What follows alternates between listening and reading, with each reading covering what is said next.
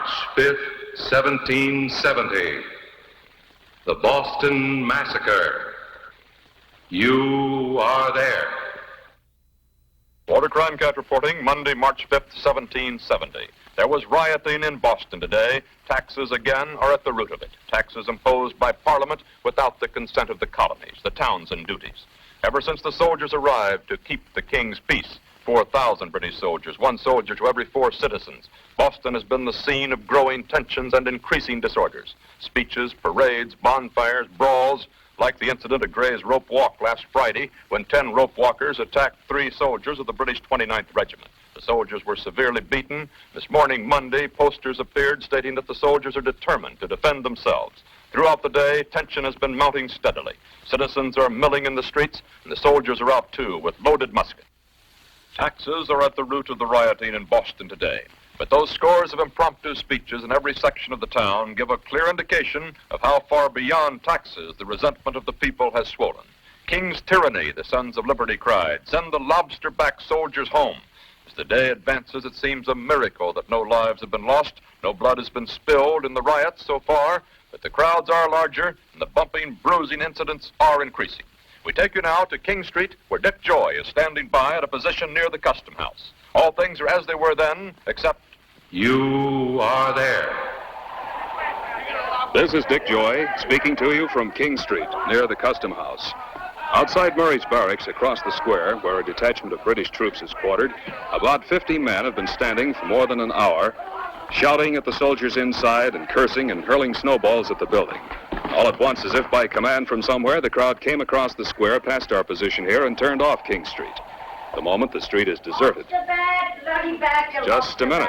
What's this? The Boston train. Sons of the stupid king. Dirty lobsters for sale or hire. I'm warning you, boy. Now shut your bleeding mouth. Lobster brains. What time you got here?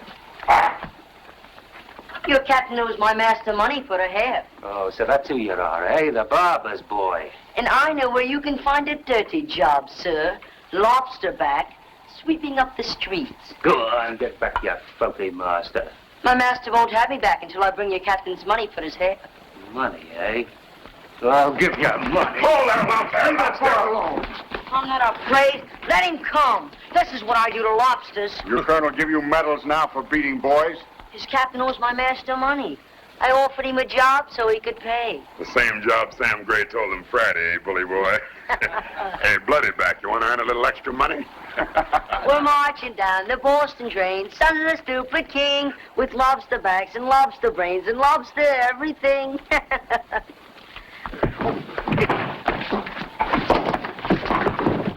Pretty swine, you'll call a boy, will you? Stand back. I'll kill you with my hands. You taste lead first. Careful now. This musket's loaded. Clouding a boy, you haven't got the guts to fire. Let that try me, Yankee mohair. Come on. We'll take the boy to Sam Adams. You clouded the barber's boy. You've seen him. I saw him for sure. I won't forget his face. I'll change that ugly face. Just one step forward. Stop it, Alex. He's mad enough and fool enough to fire in spite of his orders. Now, come on. We have muskets of our own. You're no use to us dead. Come on. You'll hear from this tonight, Bloody Back. Just a minute, soldier. Soldier, I'd like to ask a question. This incident undoubtedly will be reported with others like it all over town to Sam Adams and the Sons of Liberty. Everyone knows these incidents are only the beginning. Do you know where it will all end? Well, it appears our soldier is in no mood to talk with us. We take you now to Harlow Wilcox in the governor's office in the State House. Harlow Wilcox reporting. This is the governor's office in the State House. The 2 men you see have been in emergency conference most of the day. The man in uniform is Colonel Dalrymple, commanding the British troops in Boston, and the other gentleman is former Chief Justice Thomas Hutchison, now acting governor of the colony. Minor local disturbances amount to rebellion. Now, I will not declare martial law, legally or otherwise. You're no longer Chief Justice. You're acting governor of this colony. Despite your opinion of our people, Colonel, there are shrewd legal minds here, as in all American colonies. Men who would leap at the opportunity to show that I had labeled these petty brawls rebellion. Some Providence lawyers, like John Adams, I suppose. Don't underestimate John Adams. He's an able barrister. He's a traitor to the king. Not yet. But if we're not careful, he and others like him may be driven to it. No. I was thinking more of his cousin, Sam Adams, and of James Otis, and of the Sons of Liberty. Sam Adams and his drunken mob are behind this whole thing. You know it and I know it. Why don't you let me arrest them? Make martyrs of them, Colonel? Besides, how long do you think you could hold them? They have friends in every colony. Very well, Governor. You're the civil administration here. But Boston is seething with violence and brawls. Now, you've told me what you won't do. What will you do? I don't know. I don't know. Perhaps if you withdraw all your soldiers from the streets. You couldn't mean that. Your soldiers are the source of all this irritation. You know that. I know this. My soldiers were sent here to keep the king's peace. That is our mission. Subject, of course, to the civil administration, Colonel. Governor, for the last time, I'm requesting you to grant me permission to command my soldiers to defend themselves. Permission for your soldiers to fire on the citizens? The request is denied, Colonel. Very well, Governor. However, inasmuch as Boston is now in a state of rebellion and disorder, and inasmuch as I can find no civil administration competent to deal with the emergency, I must advise you that henceforth I will take any action I deem necessary to restore order and the king's peace. Colonel Dalrymple, I promise you, Colonel, any soldier who fires on a citizen of this colony will be tried in our civil courts on a charge of assault with a deadly weapon and attempt to commit murder. My soldiers will restore order to Boston, sir. Good day. Governor Hutchison. Yes. It is said, sir, that your sympathies lie with England. Said by whom? Sam Adams? I am a civil servant of the king. I am also acting governor of this colony. Therefore, my loyalty is to the king, but my sympathies are with the people of Massachusetts. In these restless times, then, you feel such a divided allegiance is possible? It is possible only to a rational man. Sir, you spoke of your admiration for John Adams. Admiration is the wrong word. He's a good barrister. Too good sometimes for the king's best interests. Is that why you tried to appoint him Advocate General of the Admiralty? John Adams made a mistake when he declined that appointment. Sam Adams believes you made a mistake, Governor, when you accepted your appointment. This is no time to be discussing personalities. I have official responsibilities to attend to. You will excuse me. Grant Holcomb, at the south end of Boston, is standing by with Mr. John Adams. Come in, Grant Holcomb. This is Grant Holcomb reporting, and the Whig gentleman coming up the street is Mr. John Adams, the eminent Boston barrister. He's one of the few men who still has the respect of both Whigs and Tories in this town of violent loyalties, and he's consented to a brief interview. I'm afraid it must be quite brief. I understand, sir. Your wife is ill, and you're anxious to get home to her as soon as Now, with Boston in this sort of temper, I'm indeed anxious about all our wives and children. Mr. Adams, what's happening in Boston today? What does it really mean?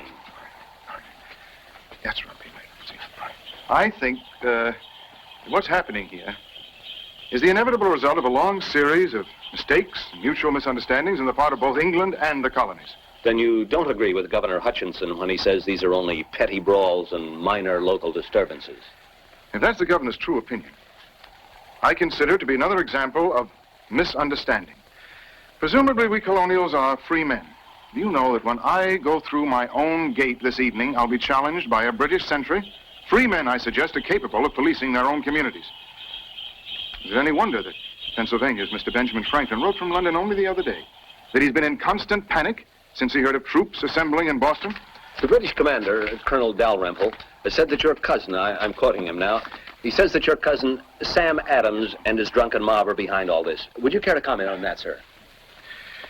As we all know, there are always roustabouts and ruffians who'll join anything for the sake of a riot. And some of these have joined the so-called Sons of Liberty, an organization whose membership is principally composed of honest, sincere colonial citizens.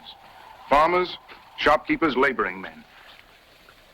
I must confess that my cousin Sam and I disagree on many issues, including some of the activities of the Sons of Liberty. You see, he's a politician, I'm a barrister. Yes, I know, but just one more question. The colonies, sir, they petitioned London, have they not, for the right to send colonial representatives to Parliament? They have indeed, repeatedly. Would you like to hear England's latest reply to our petition? I'd like to hear it very much, sir. From the new Prime Minister, Lord North himself.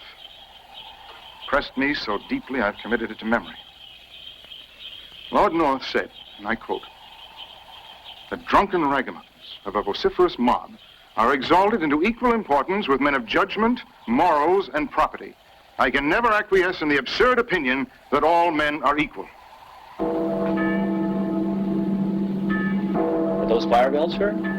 Oh, Sons of Liberty, more likely. I'm sorry, I really must go. I lose all sense of time when I'm on this subject. Oh, thank you, Mr. Adams. Now, we've just received word here that Mr. Adams' brother sent... Excuse me, sorry.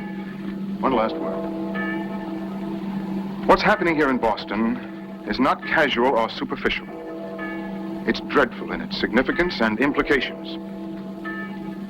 England's lack of understanding is rendering the colonial position untenable. Once American blood is shed, I fear it may be too late. Again, thank you, sir. Now, we've just received word that Sam Adams has been located at an inn in the north end of town, so we switch you there. Todd Hunter reporting. This is Todd Hunter. We're in a rear room in a North End tavern called The Salutation. Behind that closed door, we've been told Mr. Sam Adams is meeting with some of the leaders of the Sons of Liberty, and we sort of hope that... Yes. You want somebody? We were told Mr. Sam Adams is in that room. Well, maybe he is. We were told he might answer some questions. There's more than one Sam here. Maybe I get some answers for you. I'm Sam Gray. Oh, Sam Gray, the rope walker? That's right. I'm him. I'm the one that beat up them 3 lobsterbacks Friday and... Oh, you're the one... Oh, excuse me. It's all right. I think I've had all I had to say about them 3 dirty lobsterbacks. Every time I think of it, it makes my... Oh, never mind. Oh. It's a reporter. Everything all right? It's all right.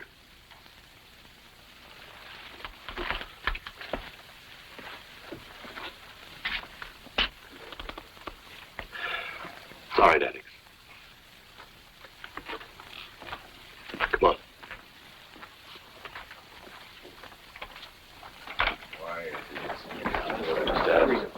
Stand. Oh, yes, sir. The reporter would like to talk to you. Oh, well, come on in. I'm Sam Adams. What's on your mind? Oh, excuse me. Ask me. Mr. Pemberton, Molyneux, Captain McIntyre. All gentlemen in the sight of their creator.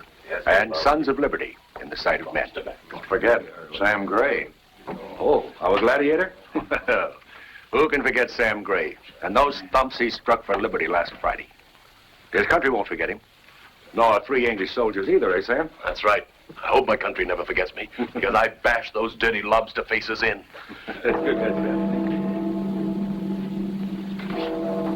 Brick Church. Alex accomplished his mission. Yes. That would turn the North Shore out with fire bags and buckets.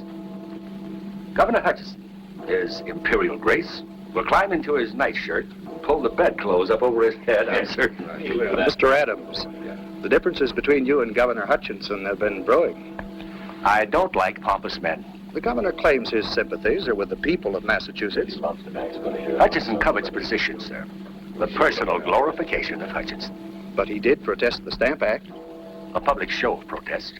A political gesture only. I'll tell you, sir, for 1 perfumed shilling from the king's own hand, this elegant Thomas Hutchison of ours would sell the honor of the entire state of Massachusetts. Hutchison's arrogance is unbearable. Here, yes, but not in London. He struts through our streets, but he crawls before the king. In these times, there are only 2 causes. No man can bestride them both.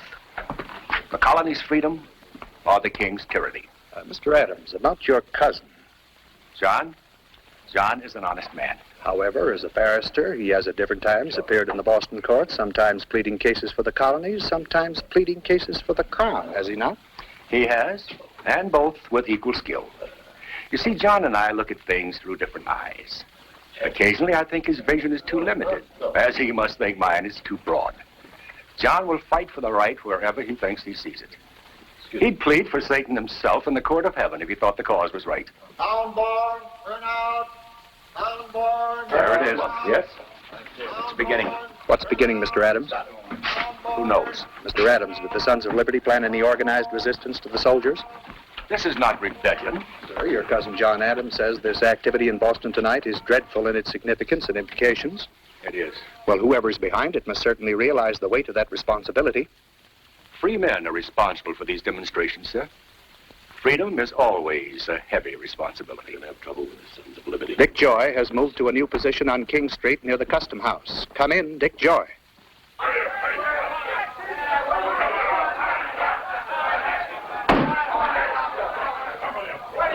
This is Dick Joy. As you can see, a crowd has gathered outside the Custom House on King Street, focusing its attention on the only English soldier in sight, the man inside that sentry box. Come on, show your face. Come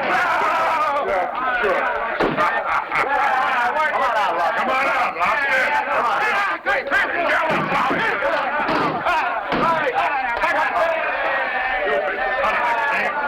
What are you afraid of? What are you afraid of?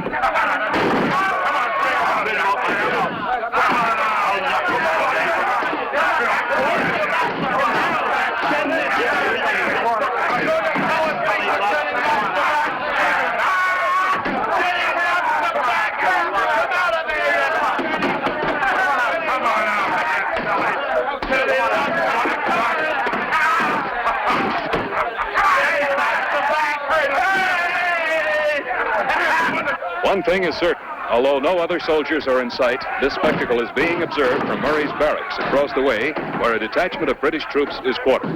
Cleet Roberts is now set up in Murray's barracks. We take you to Cleet Roberts. This is Cleet Roberts. The small detachment of the main guard quartered here is under the command of the officer you see standing in the background, Captain Preston. Away from the window, all the Billies. Yes, sir. Stand away, come on. Pressing the sentry box closer, sir. Throwing rubbish and stuff. If I was Montgomery in there, I'd show my... Billings. Report only what you see. There you are. Snowballs at him, and still he won't fire. Montgomery won't fire, and neither will any of you if we go out there. If we go out, sir? I said if. Then, Preston, we can't stand at a window watching a soldier of the king torn into bits by a mob of stinking mohairs. God save us, why the... Billings! Sorry, sir. Keep a sharp eye out there, Billings. We go out when the first rider lays a hand on the sentry. Fix bandits. Yes, sir. Listen to me. All of you. No man under any circumstances will fire into the mob. Is that clear? Captain Preston, sir. You hear your orders, Billings? Yes. You want to help Montgomery? Get back to your window. Listen.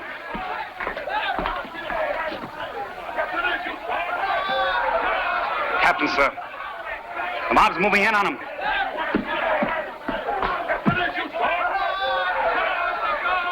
Arm your rank. We take you back to Dick Joy at the Custom House.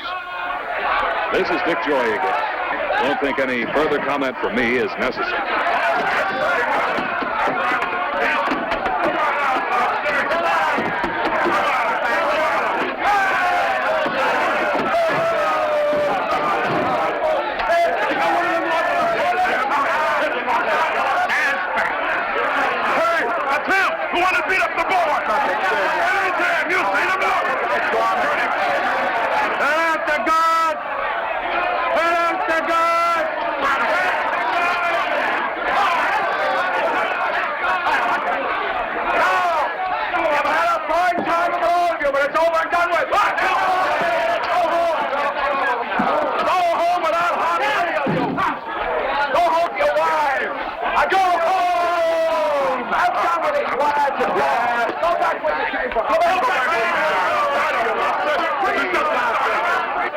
Listen, will you listen to me?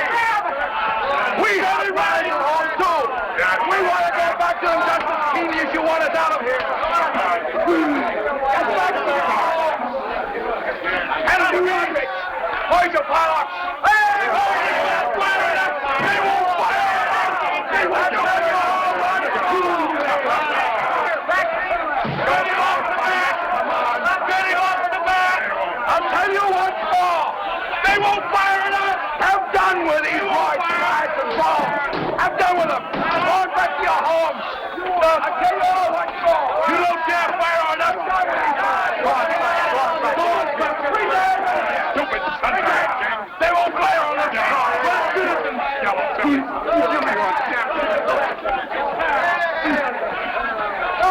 don't dare fire on us. Pretense.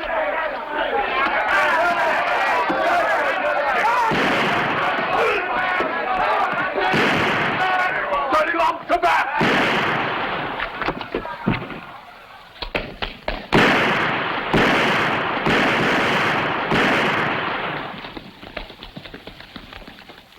God save us, Captain Preston. Yes, Billings. God save us. March 5th, 1770, the Boston Massacre. A night, as John Adams said, dreadful in its significance and implications. For American blood was shed that night, and the Sons of Liberty saw it, and hundreds strong, they surged back into Boston Square, where 5 men lay in the snow before the Custom House. 4 of the men were dead, the 5th was dying. At least 2 of the dead had names well known among the Sons of Liberty, Crispus Attucks and Sam Gray, the rope walker. Governor Hutchison was cursed by name that night as he was led through the streets and taken into the State House and finally pushed out onto the State House balcony. He stood there looking down on the seething, roaring crowd, the angry, upturned faces. The crowd fell silent when he announced that Captain Preston would be arrested. And then the crowd's voice lifted in a great thunderous shout of approval when he promised that Captain Preston would be tried for murder. The night of the Boston Massacre, Governor Hutchison promised the Sons of Liberty that Captain Preston would be tried in a Boston court for murder. There developed one difficulty in fulfilling the governor's promise. No one could find any Tory lawyer in town who was willing to defend Captain Preston. Finally, one young lawyer, not a Tory, said he was half willing. Young Josiah Quincy said he'd be glad to defend Captain Preston if John Adams would act with him. Sam Adams must have known his cousin John very well. He'd plead for Satan himself if he thought the cause was right. John Adams, with young Mr. Quincy, defended Captain Preston, and Captain Preston was acquitted. Nor did John Adams' reputation in the colonies suffer for defending a soldier of the king. Scarcely 6 years after the night blood was shed in the Boston Massacre, John Adams was appointed one of a committee of 5 men in Philadelphia to compose and prepare for submission to the Colonial Congress a Declaration of Independence. March 5th, 1770, the day of the Boston Massacre. What sort of a day was it? A day like all days, filled with those events that alter and illuminate our time. And you were there.